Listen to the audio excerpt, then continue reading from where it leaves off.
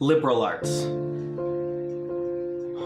What an intriguing subject. I was telling my granddaughter about the liberal arts. I was rocking her back and forth in my arms. I was like, the liberal arts can do so much for you. It can range anything, from anywhere, of the 5 different categories of liberal arts. You have science, math,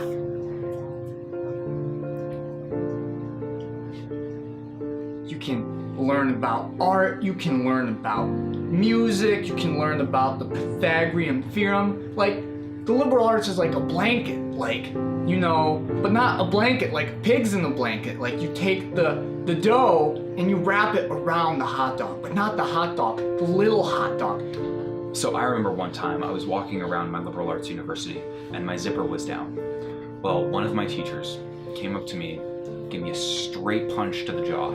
So I wrapped my granddaughter in the blanket to symbolize the liberal arts. And I never forgot that. And I made a B in Spanish that year. And then I didn't put her in the oven, but I thought about it, but the liberal arts, you know, taught me not to put your granddaughter in the oven. And I would have known that otherwise if it weren't for the liberal arts. Thanks, liberal arts. You see, if you take the liberal arts, okay? If you take the liberal arts and you stretch it as far as you can, it would span for miles of buildings and learned and knowledge, and it would accumulate the sun. I was sleeping out in my grandfather's shed one night because my parents dropped me off for the weekend to spend with my grandpa, but he didn't want me in the house, so I was staying in the shed. And I found this book. It was called The Key to Understanding the Liberal Arts. I was dusting my yacht the other day, and I thought to myself, I wouldn't be here without the liberal arts. And I read it, and my life was changed. I realized the liberal arts was the key to understanding everything. So I went in the woods behind my grandpa's house, right? And I found a tree, and I climbed it. I kept climbing all the way to the top. Maybe I would be an astronaut. Maybe I would be working at a bar. And when I was at the top, I found this nest, and there's eggs in it. And I took the egg and I put it in my mouth.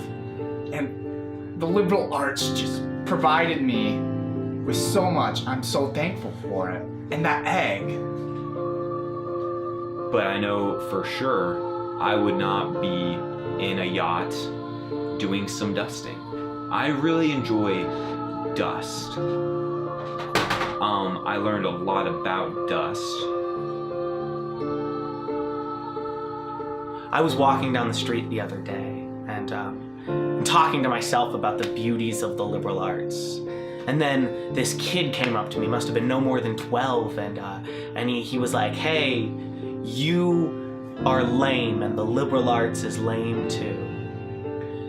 So to teach him a lesson, I followed him home from school that day, and I found out where he lived.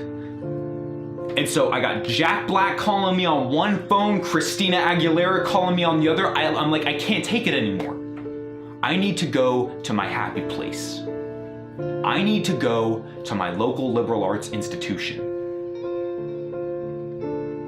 And then after that, I started throwing stones at his window every single night so he couldn't sleep. And when he was in class, I'd go into the classroom and pretend to be his parent. And then I'd throw stones at him as the teacher's talking so he couldn't study. I decided to go to liberal arts one Sunday. And I went in, and I realized there's so much evidence for the existence of the liberal arts. I don't even understand how anyone can argue it doesn't exist. It just doesn't make sense to me. What the hell even is water?